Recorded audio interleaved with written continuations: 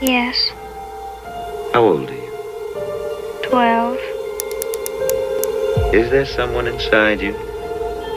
Sometimes. সালটা ছিল 1973। একটা মুভি রিলিজ হয়, দ্য এক্সোরসিস্ট। বাকি সব হরর মুভির মতো মানুষ এই মুভিটাকেও দেখতে যায়, কিন্তু মুভিটা দেখার সময়ই তারা সারপ্রাইজলি থিয়েটারের মধ্যে বমি করা শুরু করে এবং কিছু মানুষ অজ্ঞান হয়ে যায়। কেউ এক্সপেক্টই করে নাই যে একটা ডেমনিক মুভি দেখার পরে তাদের এমন অবস্থা হবে। কিছুদিন পরে মুভিটা ব্যান করে দেওয়া হয়, যেটা আমরা নিউজে দেখতে পাই। এখন আমি যদি বলি 1973-তে আরও একটা মুভি রিলিজ হয়, যেটা দেখার পরে থিয়েটারের মধ্যে 50% মানুষ জ্ঞান হারায় প্লাস বমি করে, যার কারণে থিয়েটার থেকে মুভিটা ব্যান করে দেওয়া হয়। তবে আপনারা শুনতে কেমন লাগছে? শুনতে যেমনই লাগুক, বাস্তব জীবনে এমন কিছু ঘটনা রয়েছে। চলুন আজ এটার বিষয়ে জেনে নিই।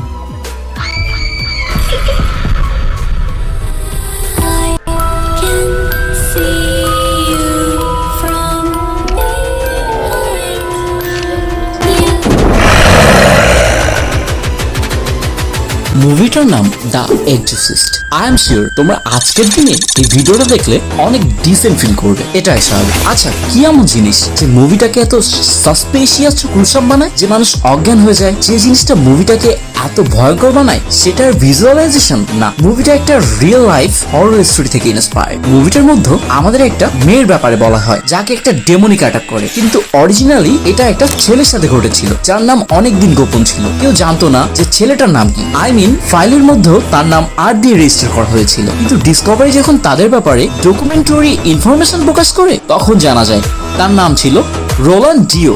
কিন্তু নাম জানার পরেও অনেক টাইম পর্যন্ত কেউই জানতো না যে সে দেখতে কেমন আর এখন কোথায় আছে। কিন্তু তুমি যদি তার নাম সার্চ করো তাহলে তার সঙ্গে একটা ফটো আসবে। একবার ভেবে দেখ, হরর স্টোরি যেটা শুরু হয় 1949-এ। মাইল্যান্ডের রোল্যান্ড একটা ছোট শহরে থাকে। রোল্যান্ডের একটা আন্টি ছিল যার নাম ছিল মিলি। মিলি আন্টি ছিল কিছুটা তান্ত্রিক টাইপের এবং তার জিন ভূত এসবে অনেক বেশি ইন্টারেস্ট ছিল। রোল্যান্ডের মিলি আন্টির কাছে থাকার কারণে রোল্যান্ডের এইসব জিনিসের উপরে অনেক বেশি ইন্টারেস্ট চলে আসে। রোল্যান্ডের বয়স যখন 13 বছর তখন সে উজা বোর্ড চালানো শিখে যায়। বাট ওর আন্টি মারা যাওয়ার পরে সে অনেক বেশি ডিপ্রেস হয়ে যায়, আর এই চক্করে সে উজা বোর্ডের সাহায্য নিয়ে তার মিলি আন্টিকে কন্ট্যাক্ট করার চেষ্টা করে। আর তখনই জিনিসগুলো এলোমেলো হতে শুরু করে, বিকজ এটা করার কিছুদিন পরে তাদের বাড়ির লোকেরা পানি পড়ার টিপ টিপ শব্দ শুনতে পায়, কিন্তু পানি কোথা থেকে পড়ছে সেটা কেউই খুঁজে পায় না।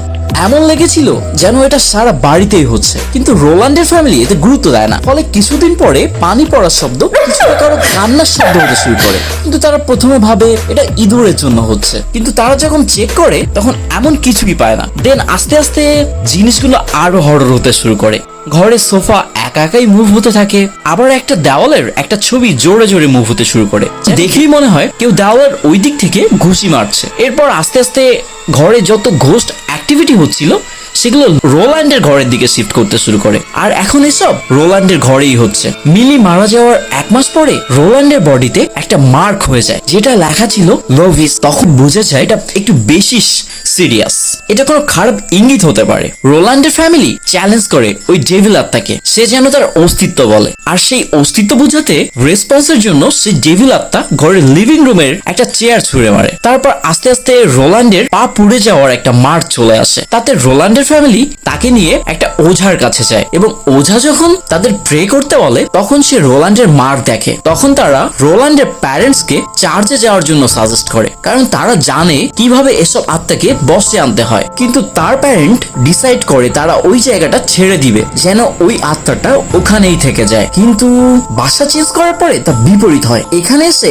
তারপর তার ফ্যামিলি চার্চে যোগাযোগ করে, আর সেখানে তাদের ফাদার বর্ডানের সাথে দেখা হয়। ফাদার বর্ডানকে সবকিছু বলার পর ফাদার বর্ডান তাদের সাথে যেতে রাজি হয় না, কিন্তু তাদের অনেক অনুরোধ করার পরে ফাদার বর্ডান ডিসাইড করে যে সেও তাদের সাথে যাবে, বিকজ ফাদার তাদের এভাবে ছেড়ে দিতে পারেন, আর যদি কিছু সাহায্য করতে পারে এই আশাতেই সে তাদের সাথে যায়। তারপর সেদিন ফাদার বর্ডান তার সাথে ফাদার রেমন্ডকেও নিয়ে যায় তাদের ঘর ভিজিট করার জন্য। তাদের যাওয়ার কিছুক্ষণ পরে রোল্যান্ডের রুম থেকে অনেক জোরে চিৎকারের শব্দ আসে। তারপর তারা এগিয়ে গিয়ে দেখে মনে হয় যেন রোল্যান্ডের বুকে অনেক বেশি ব্যথা করছে। তারপর রোল্যান্ডের শার্ট রিমুভ করার পর দেখা যায় রোল্যান্ডের বুকে একটা রেড মার্ক হওয়া শুরু হয়েছে ফাদারের সামনেই। আর এইসব দেখার পরে দুইটা ফাদার প্রেয়ার করা শুরু করে রোল্যান্ডের জন্য। প্রেয়ার রাত 11টা থেকে শুরু করে সকাল 6টা পর্যন্ত চলে। তারপর রোল্যান্ড শান্ত হয়ে যায়। এরপরে ফাদার বুঝে যায় যে এটা একটা ডেথ ডিল, তাই তাকে এক্সোরসিজম করতে হবে। এরপরে তারা চার্চে যায়। এক্সোরসিজমের পারমিশন নেওয়ার জন্য প্রথম দিকে রাজি হচ্ছিল না কেউ, কিন্তু পরে ফাদার বর্ডানের কথা শুনে তাদের পারমিশন গ্রুপ রেডি করা হয়, কিন্তু একটা শর্ত, এখানে যা কিছু এক্সোরসিজম করা হবে ফাদার বর্ডানকে সবকিছু নোট করতে হবে তার ডায়েরিতে। তারপর ফাদার বর্ডান রাজি হয় নোট করার জন্য। সরি, আমি একদমই বলতে পারবো না ভাই ঠিকই হয়েছিল, কারণ ইউটিউব ভিডিওতে স্ট্রাইক দিয়ে দিবে। তোমাদের যদি জানার জন্য অনেক বেশি ইন্টারেস্ট থাকে তাহলে ডিসক্রিপশন বক্সের দেওয়া লিঙ্কে ক্লিক করো, আমি ওখানেই দিয়ে রাখবো এক্সোরসিজমের পুরো ভিডিও। তো ঘটনায় ফিরে আসা যাক। এক্সোরসিজমের সময় যা কিছু হয় তা ফাদার বর্ডান সাকসেসফুলি নোট করে, কিন্তু ভুলবশত এটা মিডিয়ার কাছে চলে যায়, যেটা রোল্যান্ড এবং চার্চের জন্য অনেক বেশি লজ্জাজনক ব্যাপার ছিল। অ্যান্ড ফাদার বর্ডান নিজেকে দোষ দেয়, কারণ তার জন্যই রোল্যান্ডের পার্সোনাল লাইফ একেবারে শেষ হয়ে যায়।